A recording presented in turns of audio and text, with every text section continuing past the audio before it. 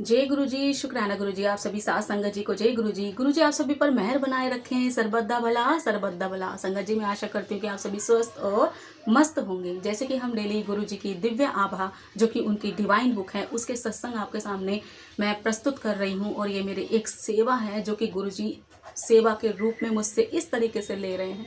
और संगत जी हम मेरी तो यही दिल से इच्छा है कि गुरु जी के सत्संग जो हैं घर घर में जाएं, घर घर में सुने जाएं, और गुरु जी हम पर सदा अपनी कृपा दृष्टि बनाए रखें, और जो भी परेशान है, जो भी इस दुनिया में दुखी है, उनकी सब की परेशानियां, उनके सारे दुख दूर करे। जय गुरु जी, शुक्राना गुरु जी। गुरु जी का सत्संग शुरू करने से पहले, जो की डिवाइन बुक है वो शुरू करने से पहले हम गुरु जी का धन्यवाद करेंगे और गुरु जी का मंत्र जाप करेंगे। ओम नमः शिवाय, शिव जी सदा सहाय। ओम नमः शिवाय, गुरु जी सदा सहाय। जय जय गुरु जी। थैंक यू सो मच गुरु जी, आपने मुझे ये सेवा प्रदान की, उसके लिए आपका लख लख कोटि कोटि धन्यवाद। जय गुरु जी, शुक्राना गुरु जी। संगत जी आज का सत्संग अनीता वर्मा आंटी जी का है, जो कि नोएडा की निवासी हैं। जब वो गुरुजी से मिली थी तो उनके मन में भी बहुत इफ एंड बट थे, जैसे हम सभी के साथ होता है संगत जी। तो उनके मन में भी बहुत सारे संदेह थे, अविश्वास था। लेकिन किस तरीके से कहती हैं कि मैं अंधकार में फंसी हुई थी, और गुरुजी ने मुझे किस तरीके से उस अंधकार से बाहर निकाला। और यहाँ पर उन्होंने जो अपने सत्संग का टाइटल दिया है वो दिया है अंधकार नाशक। जो कि क्या है, अंधकार नाशक कौन है? गुरु हैं, जो कि हमें अंधकार से बाहर निकालते हैं। हम कंटिन्यू करते हैं। जय गुरु जी, शुक्राना गुरु जी। अंधकार नाशक। हम में से अधिकांश मोक्ष मार्ग पर चलने की आकांक्षा रखते हैं। हम अपनी कल्पना से या इधर उधर से सुनकर पढ़कर आध्यात्मिकता के बारे में गलत अनुमान लगा लेते हैं। अलग अलग तरीके से हम ताना बाना बुन लेते हैं उस चीज का। हमारे विचारों में आध्यात्मिकता का अर्थ हिमालय की किसी गुफा में रहना या फिर देश की लंबाई और चौड़ाई नापना है। हम उनसे अनभिज्ञ रहते हैं कि कोई भी आध्यात्म का मार्ग तो केवल गुरु के कमल चरणों में ही सिर झुकाकर पूर्ण हो सकता है। वही हमें संसार के मोह माया के जाल से निकालकर आध्यात्म के मार्ग पर अग्रसर करते हैं। आंटी जी लिखती हैं कि हम क्या है कि आध्यात्मिकता के बारे में पढ़ते हैं, स्पिरिचुअली यात्रा होती है हर किसी की, हम पढ़ते हैं आए दिन, हमें इस तरह के वीडियोस भी सुनने को मिलते हैं, देखने को भी मिलते हैं, पढ़ने को भी मिलते हैं। तो हमारा मन करता है कि हम भी उस चीज में अग्रसर हुए, आगे बढ़े। लेकिन क्या होता है, हम इधर उधर के लोगों से पूछ के और अलग अलग किताबें पढ़ के और इस तरह की वीडियोस देख के, और अलग अलग देखिए हर किसी का व्यू अलग होता है। मेरा तरीका अलग है बोलने का, किसी आप आंटी से अलग सुनेंगे दिव्या आभा किस तरीके से बोल रहे, सबके अपने अपने पर्सनल व्यूज होते हैं, सबके बोलने का तरीका अलग होता है। जैसे गुरुजी महाराज की इच्छा होती है हम वैसे ही बोलते हैं। तो यहाँ पर आंटी जी कहती है कि हम अलग अलग लोगों से सुनकर ताना बाना सा बुन लेते हैं, कि पहले से अनुमान लगा लेते हैं, पूर्वानुमान लगा लेते हैं। अनुमान लगाने का मतलब क्या है? आध्यात्मिक का मतलब है कि हिमालय में ही जाकर पूजा करनी है, हिमालय में बैठकर ही साधना करनी है, तपस्या करनी है, तपस्या में लीन होना है, लंबी लंबी यात्राएं करनी है। और इस तरीके से हम पहले से अनुमान लगा लेते हैं। लेकिन हमें यह नहीं पता होता कि क्या है, गुरु के चरण कमलों में शीश झुकाकर हमें वो सब चीजें प्राप्त हो जाती हैं। वही हमें इस संसार की मोह माया से पार निकालने वाले। हम मोह माया में पड़े हुए हैं। मैंने सुना कि गुरुजी हैं, आपने सुना गुरुजी हैं, लेकिन हमें अनुभव कब हुआ संगत जी? हमें अनुभव तब हुआ जब हमने उनको यथार्थ रूप में, कह सकते हैं अपने ड्रीम दर्शन में, या हमारे साथ जो चमत्कार हुए उससे हमने जाना। वरना मैंने भी बहुत सुना था गुरुजी के विषय में, 2014 से सुना था, लेकिन मैं विश्वास नहीं कर रही थी। कहाँ जोड़ा मुझे गुरुजी ने लाके, जब मेरा थोड़ा बहुत विश्वास डगमगाया, और जब मैंने उनको दिल से पुकारा, हे प्रभु अगर आप है ना तो आप आओ, मुझे थाम लो। और जब मेरे जीवन में गुरुजी का, कह सकते हैं, उदय हुआ, और गुरुजी हमेशा मेरे साथ थे, पर मैं मूर्ख नहीं समझ पा रही थी कि क्या होता है क्या नहीं होता। तो सेम आंटी जी भी आप कहती हैं कि हम पहले से आध्यात्मिकता का ताना बाना बुन लेते हैं, हम अपने विचार बना लेते हैं कि ऐसे होगा ऐसे होगा, जबकि ऐसा कुछ नहीं है। हमें गुरु के चरण कमलों में भी बैठकर ज्ञान की प्राप्ति हो सकती है। हमें हिमालय में जाकर तपस्या करने की आवश्यकता नहीं है। गुरु का अर्थ ही अंधकार को नष्ट करने वाला है। अंधकार नाशक मतलब होता है गुरु ही अंधकार को नाश करने वाला है, अंधकार को हरने वाला है, अंधकार को नष्ट करने वाला है, इसलिए अंधकार नाशक कहा गया है। हम तो अज्ञान के अंधकार में भटक रहे हैं, केवल गुरु में इतनी शक्ति है कि वह हमें वहां से निकाले। गुरु परमात्मा है, उनकी उपस्थिति उन्नति के पथ पर अग्रसर कराने के लिए पर्याप्त है। कि गुरुजी आपके जीवन में जब आते हैं तो आप अंधकार में जीवन से, मोह माया से बहुत दूर चले जाते हैं। वो धीरे धीरे धीरे आपको उस दलदल से बाहर निकालते हैं। दलदल ये संगत जी, हम उसमें फंसे हुए हैं। मेरा मेरा मेरा मेरा मेरा कुछ नहीं है, सब तेरा ही तेरा है, सब तेरा ही तेरा है। उनके सहयोग से ही तो हम अपने आत्म को प्रकाशमान कर सकते हैं। जीवन में उनके सहयोग से ही आध्यात्मिक ज्ञान संभव है। हम गुरु के द्वारा ही वो सब चीजें प्राप्त कर सकते हैं जिसके लिए हम इधर उधर भटक रहे हैं। हमारे धर्म ग्रंथ गुरु चेले के उदाहरणों से भरपूर हैं। जो हमारे धर्म ग्रंथ हैं उसमें गुरु और शिष्य के विषय में बहुत उदाहरण मिलते हैं। हमारे वह समस्त महापुरुष जिन्होंने हमने भगवान सदस्य माना, उन सब ने मृत्यु रूप में इस पृथ्वी पर अवतरित होकर गुरु से दक्षिणा ग्रहण की है। कहते हैं कि जो भगवान को हम मानते हैं, सर्वोपरि मानते हैं, जो कि भगवान आए धरती पर और मृत्यु रूप में आए। मृत्यु रूप मतलब नाशवान शरीर में आए, कि शरीर क्या है, नाशवान है, एक दिन इसका नाश होना ही है। तो यहाँ पर लिखा है कि किस तरीके से जब हम भगवान भी यहाँ पर धरती पर अवतरित होकर आए हैं तो उन्होंने भी गुरु की शरण ली है। यहाँ एग्जाम्पल दिए गए हैं।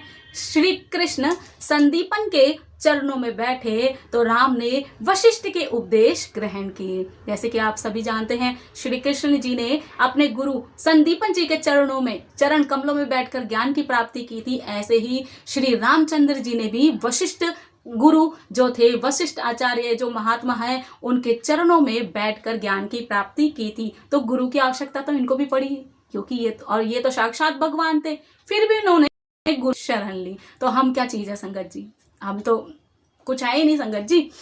यीशु ने भी जॉन से जॉर्डन नदी के तट पर दीक्षा ली थी। यहाँ पर कहते हैं जो यीशु मसीह हैं उन्होंने के भी गुरु थे, उनके गुरु थे जॉन, जिससे कि उन्होंने जॉर्डन नदी के बैठकर दीक्षा ली थी। देखिए सब ही जो भी आए हैं धरती पर, और यहाँ तक कि यीशु को तो उन्होंने तो स्वयं कहा था कि मैं कौन हूँ, परमेश्वर का पुत्र हूँ। उन्होंने कभी अपने आप को भगवान नहीं माना, उन्होंने कहा कि मैं प्रभु यीशु का पुत्र हूँ और यहाँ पर तुम्हारे दुखों को दूर करने आया हूँ। तो कहीं ना कहीं अगर संगत जी देखा जाए, जो भी महापुरुष हुए, श्री कृष्ण जी हुए, भगवान राम हुए, यहाँ तक कि हनुमान जी हुए, और जितने भी कह सकते हैं भगवान के रूप में हम जिन्हें मानते हैं, वो सब आए धरती पर, उन्होंने अवतरण लिया, अवतरित हुए, तो उनको भी गुरु की आवश्यकता मिली और ज्ञान की प्राप्ति उन्होंने भी गुरु के चरणों में बैठकर ही प्राप्त की। और आगे कहते हैं देवताओं के गुरु बृहस्पति जी को कौन नहीं जानता, सभी जानते हैं। देवताओं के गुरु बृहस्पति, राक्षसों के गुरु हैं शुक्राचार्य, जो सभी जानते हैं।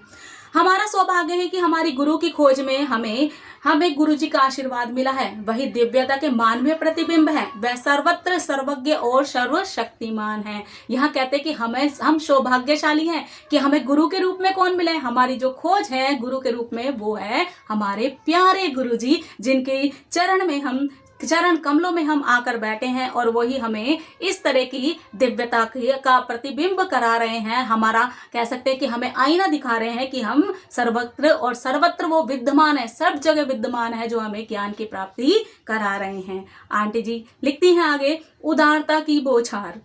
अब कैसे इनके ऊपर उदारता की गुरुजी ने, वो सुनेंगे। 1991 में मेरे घुटनों में अभूतपूर्व पीड़ा होती थी। वेदना इतनी अधिक होती थी कि दर्दनाक औषधियां लेने के बाद भी मैं रात भर सो नहीं पाती थी। मैंने एलोपैथी, होम्योपैथी और घरेलू उपचार सब करके देख लिए, परंतु व्यथा बनी रही। जब मैंने गुरुजी को इससे अवगत कराया तो उन्होंने रसोई से एक चम्मच मंगाकर मेरे घुटनों पर रखकर एक मंत्र का उच्चारण किया। उसी समय दर्द समाप्त हो गया और उसके बाद वह कभी लौटकर वापस नहीं आया।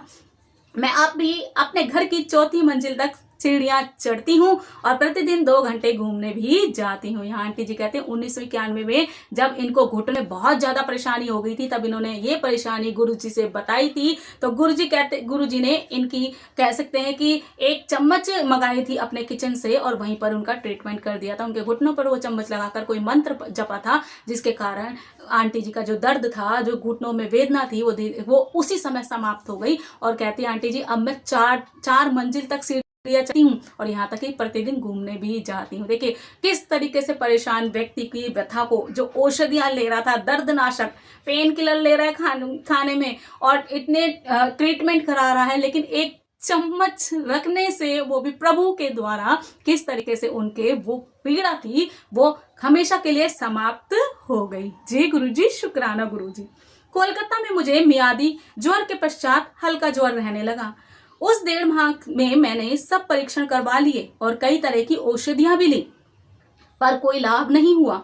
मेरा विवरण सुनकर गुरुजी ने जैसे ही पान के पत्ते मेरे ऊपर रखे, ज्वर लोप हो गया। यहाँ आंटी जी बताती हैं कि कोलकाता में जब आंटी जी थी तब उनको मियादी बुखार हो गया था। मियादी ज्वर होता है संगत जी, टाइफाइड। उनको टाइफाइड हो गया था और उसके बाद इनको हल्का हल्का ज्वर रहने लगा था, बुखार रहता था और 1.5 साल से इनको वही हो रहा था। ये ट्रीटमेंट करा रही थी लेकिन कोई फायदा नहीं हो रहा था। जब इन्होंने गुरुजी से बोला तो गुरुजी ने क्या किया कि पान के पत्ते मंगाकर इनके ऊपर रखे और क्या था, इनका जो बुखार था वो लोप हो गया, हमेशा के लिए गायब हो गया। लोप हो जाना, गायब हो जाना। जय गुरुजी, शुक्राना गुरुजी। अपने दिल्ली स्थानांतरण के समाचार सुनकर मैं लावण्य प्रतिष्ठान खोलना चाह रही थी, क्योंकि मैंने इसका और बाल संवारने का प्रशिक्षण लिया हुआ था और पहले एक स्थान पर कार्यरत रह चुकी थी, पर गुरुजी ने इसकी अनुमति नहीं दी। उन्होंने कहा कि इससे मुझे दमा हो जाएगा। यहाँ पर आंटी जी कहती हैं कि जब आंटी जी का दिल्ली में स्थानांतरण हुआ, ट्रांसफर हुआ, तो ये समाचार सुनकर बड़ी खुश होगी। चलो दिल्ली में ट्रांसफर हो गया, अब क्या होगा, गुरुजी के साक्षात दर्शन हो गए, उनको परेशानी नहीं होगी।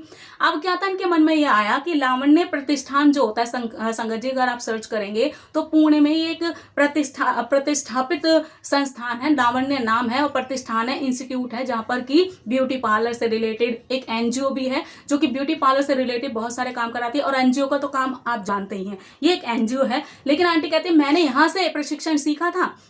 और क्या सीखा था, बाल संवारने का, बालों का हेयर स्टाइल बनाने का, ब्यूटी पार्लर का काम सीखा था। तो आंटी चाहती थी कि वो अपना काम शुरू करें, यहाँ पर वो काम शुरू करें। पर गुरुजी ने, जब इन आंटी ने गुरुजी से परमिशन मांगी, उस चीज की बताया, तो गुरुजी ने साफ मना कर दिया कि ऐसा करोगी तो तुम्हें क्या हो जाएगा, दमा हो जाएगा। दमा मीन्स अस्थमा हो जाएगा, इस तरह का कार्य मत करना। आगे आंटी जी क्या लिखती हैं, कालांतर में मुझे वास्तव में दमा हो गया। और कहते हैं जिस तरीके से गुरुजी ने कहा था दमा हो जाएगा, तो सच में मुझे आगे जाकर वो परेशानी आई, अस्थमा हो गया। एक दिन मेरी अवस्था इतनी गंभीर हो गई कि मैं अपने जीवन के लिए जूझ रही थी। मुझे सांस लेने में अत्यंत कठिनाई हो रही थी और मुझे प्रतीत हो रहा था कि यह मेरे जीवन का अंत है। कहते हैं जैसे गुरुजी ने बताया था कि ये सब कार्य मत करना, तुम्हें दमा हो जाएगा, अस्थमा हो जाएगा, तो सच में ये बात पूरी हुई गुरुजी की और मुझे सच में दमा हो गया। और एक दिन मेरे साथ ऐसी कंडीशन आई कि मैं सांस लेने में भी दिक्कत महसूस कर रही थी और मुझे ऐसा लग रहा था कि यह मेरा अंतिम क्षण है, अंतिम समय का, जीवन का अंतिम क्षण आ गया है। मुझे अतिशीघ्र चिकित्सालय ले जाया गया, पर पूरे मार्ग में मैं गुरुजी का चित्र अपने हृदय से लगाकर उनसे अपने जीवन की रक्षा के लिए प्रार्थना करती रही। तत्काल मुझे प्राणवायु और कुछ इंजेक्शन दिए गए। बाद में चिकित्सक ने बताया कि 2 मिनट की देरी भी मेरे लिए घातक सिद्ध हो सकती थी। यहाँ आंटी जी लिखती हैं कि जब इस तरह की परेशानी उनको हुई तो उनको तुरंत ही हॉस्पिटलाइज कराया गया। और जब कहते हैं पूरे रास्ते जब वो गई हैं हॉस्पिटल जाने के लिए, जाते समय जब वो गई हैं, तो कहते मैं हमें वो गुरुजी का चित्र जो लेकर गई थी अपने साथ, गुरुजी का स्वरूप जो लेकर गई थी, कहते मैं उसको अपने सीने से लगाकर बैठी रही और गुरुजी से प्रार्थना की कि गुरुजी मुझे जीवन दान दीजिए।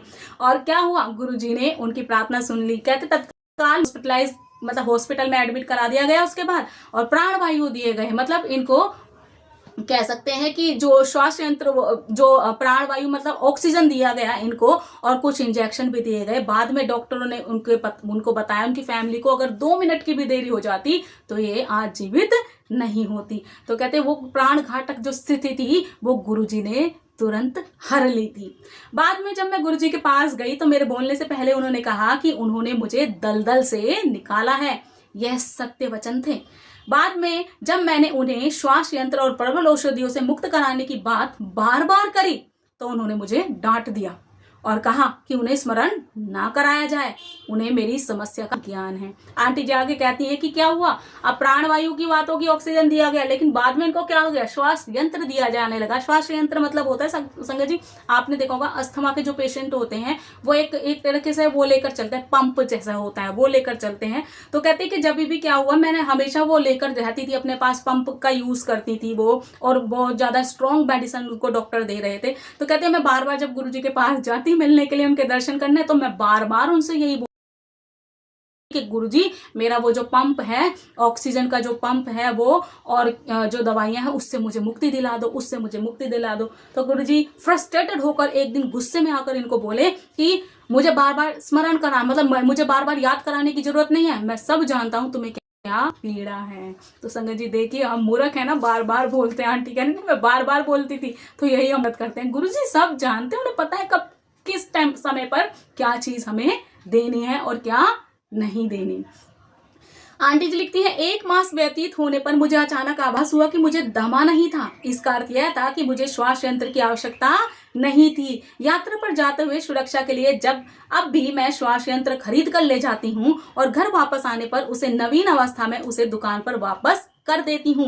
दमा पूर्णतः समाप्त हो चुका है। कहते जब डांट लगाई थी ना, उसके 1 महीने बाद आंटी ने ये रियलाइज किया कि अब उनको दमा नहीं है, अस्थमा नहीं है, और वो जो पंप लेकर जाती थी अपने साथ, कहते अभी भी मैं फिर भी अपने पास रखती थी, लेकिन जब मैं यात्रा करने के लिए जाती थी तब पंप मैं अपने साथ खरीद कर लेकर जाती थी, और एज इट इज वो नया का नया वो दुकान को दार को वापस यात्रा से आने के बाद वापस ऐसे ही दे दिया करती थी। अब उनको दमे की कोई परेशानी नहीं थी, गुरुजी ने वो समाप्त कर दी थी, अस्थमा ठीक हो गया था। जय गुरुजी, शुक्राना जी। एक बार संगत में गुरुजी ने एक भक्त के सिर पर अपने हाथ रख दिए, वहां से गुलाब के पुष्प झड़ने लगे। गुरुजी ने वही एक महिला के सिर पर किया तो वहां भी यही हुआ। उस महिला ने अपने दुपट्टे में वे गुलाब एकत्रित कर लिए। अति सुंदर चमत्कार। हाँ, कहते हैं आंटी जी कि एक ऐसा उनके सामने मिरेकल हुआ जो कि वो हमेशा ही वो याद रहेगा। क्या याद रहेगा? आंटी जी कहती हैं कि एक बार क्या हुआ, वो गुरुजी की सभा में बैठी हुई थी, गुरुजी के चरण कमलों में बैठे हुए थे सारी संगत। तो एक आंटी जी के एक भक्त थे, कोई संगत थे, उनके सिर पर गुरुजी ने हाथ रखा तो गुलाबों की वर्षा होने लगी। ऐसी किसी संगत एक आंटी थी, उनके सिर पर हाथ रखा तो गुलाबों की वर्षा होने लगी। जब गुलाबों की वर्षा होने लगी तो किसी आंटी, वो जो संगत आंटी थी, उन्होंने अपने दुपट्टे में वो सारे गुलाब एकत्रित कर लिए। कहते ये तो मेरे लिए बड़ा ही मिरेकल था, एक चमत्कार के जैसा था। आंटी जी, अब मन में हमारे यही होता है ना कि गुरुजी हमारे साथ भी ये कर दो, हमारे साथ भी ये कर दो। तो आंटी जी के मन में भी रहा होगा। तो आंटी जी आगे लिखती हैं, मेरे जन्म दिवस पर गुरुजी ने मुझे पूरी संगत के सामने अपने दोनों बुलाया और अपने दोनों हाथ आगे करने को कहा। अचानक मेरे हाथों में ऊपर से एक साड़ी आकर गिर गई। गुरु ने कहा कि उसे स्वच्छ स्थान पर रखूं और कभी ना पहनूं। उस साड़ी से आज 10 वर्ष पश्चात भी गुरुजी की विशिष्ट सुगंध आती है। यह आंटी जी कहती है कि जब आंटी बर्थडे था, उस दिन बर्थडे, कहते हैं ना गुरुजी बर्थडे ब्लेसिंग्स जरूर देते हैं। अगर आप गुरुजी के पास जाओ या बताओ उनको तो आपको कुछ ना कुछ बर्थडे गिफ्ट मिलता है, मुझे भी मिला था।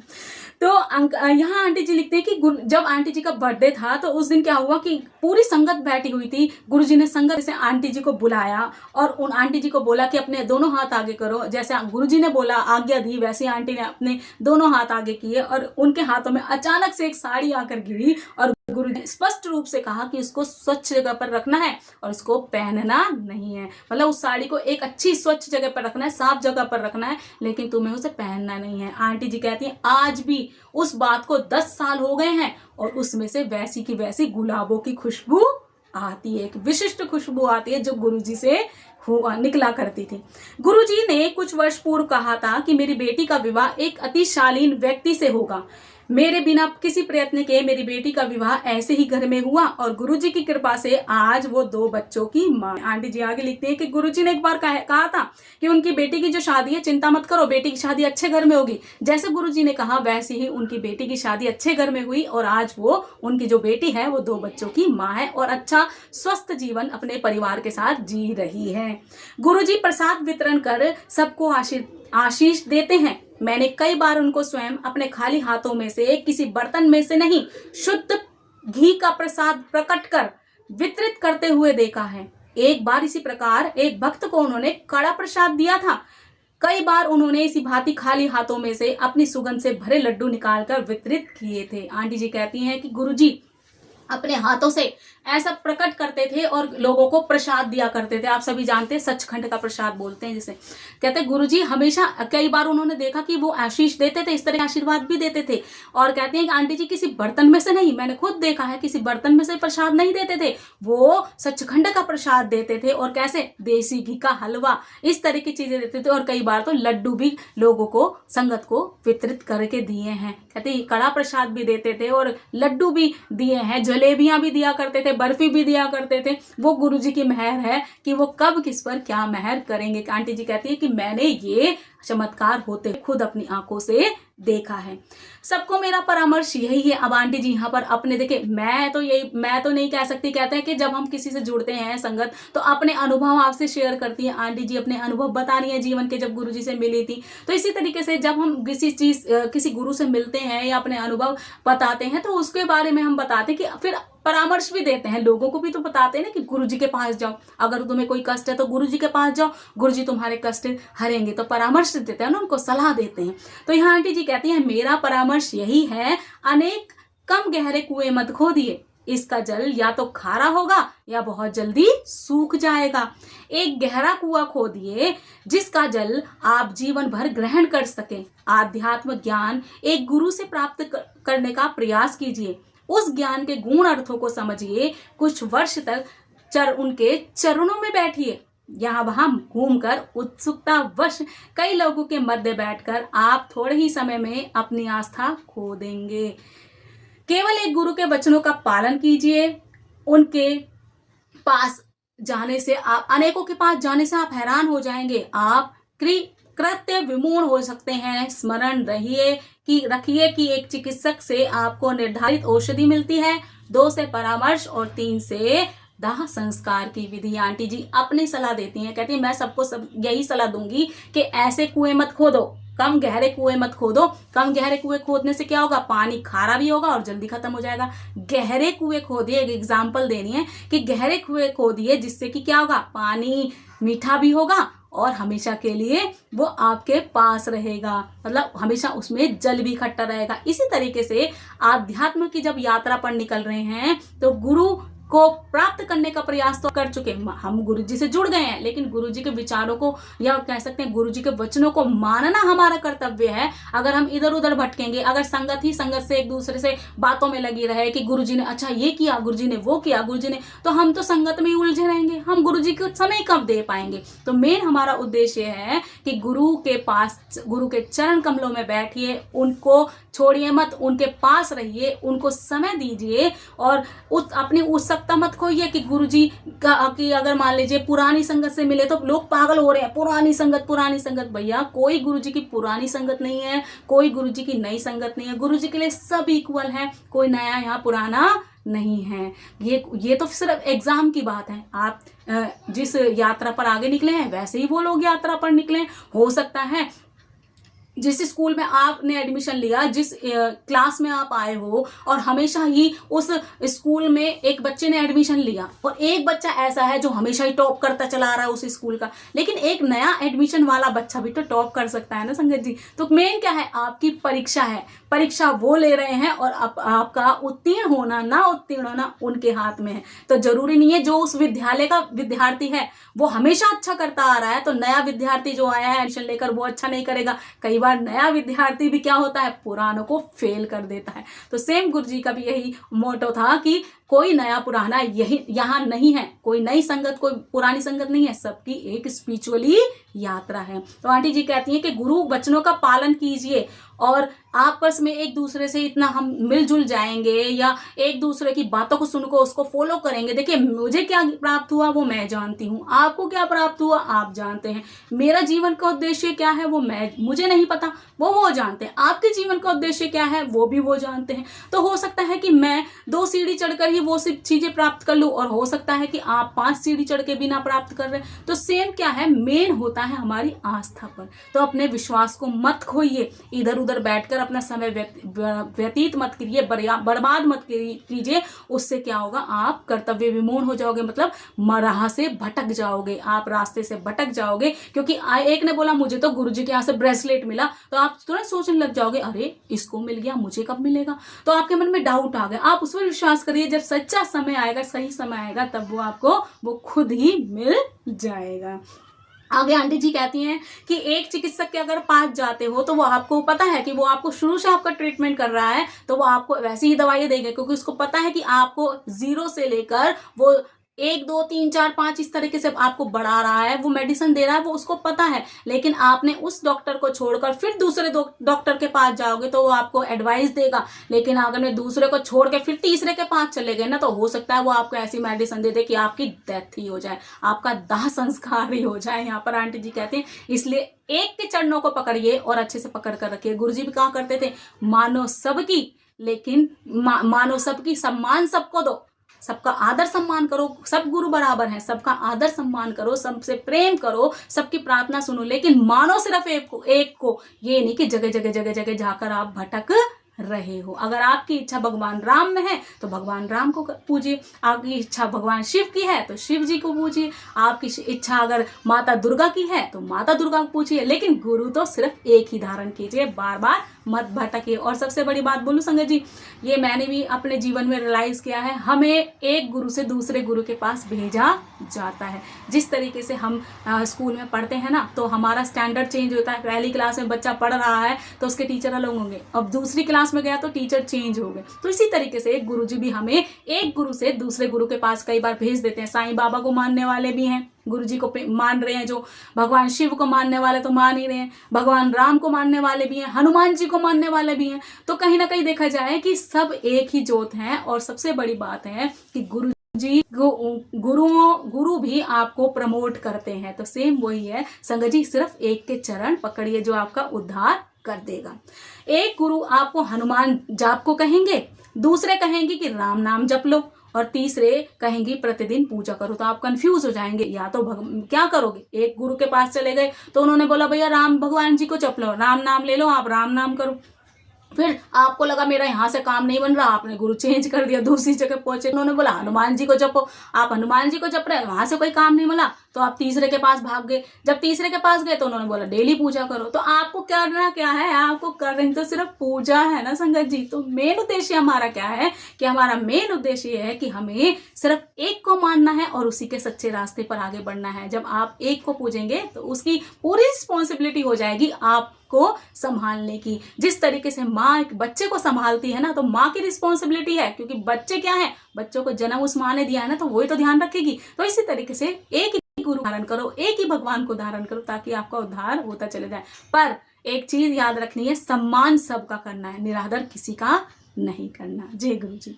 आंटी जी कहती है आप इन्हीं बातों में उलझ कर रह जाएंगे। एक गुरु के चरणों में बैठकर उनका निर्देशों का पालन कीजिए, सबको सुनिए पर अनुसरण एक का ही कीजिए, फॉलो एक को कीजिए। सुनो सबकी अच्छी का बातों को सुनो, बुरी चीजों को नहीं सुनो। आजकल जैसे हम प्रेमानंद महाराज जी की बातों को भी सुनते हैं, और बहुत सारे हैं जगत गुरु वो जो आते हैं भगवान शिव को मानने वाले, उनकी बातों को भी सुनते हैं। अच्छी बातों को सुन रहे हैं ना हम लोग, तो अच्छी बातों को अपने जीवन में ग्रहण कर लीजिए। वो आपको नहीं फर्क पड़ना चाहिए किसने दी, लेकिन जाना सिर्फ एक के दर पर ही, बाकी आपकी अपनी इच्छा है।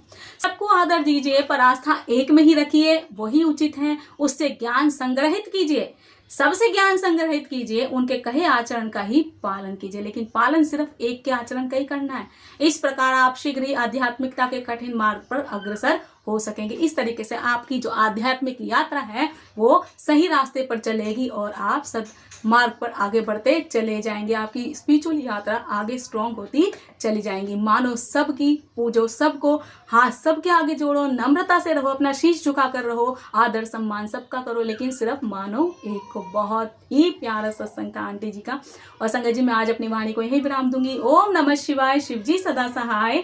ओम नमः शिवाय, गुरु जी सदा सहाय। जय जय गुरु जी।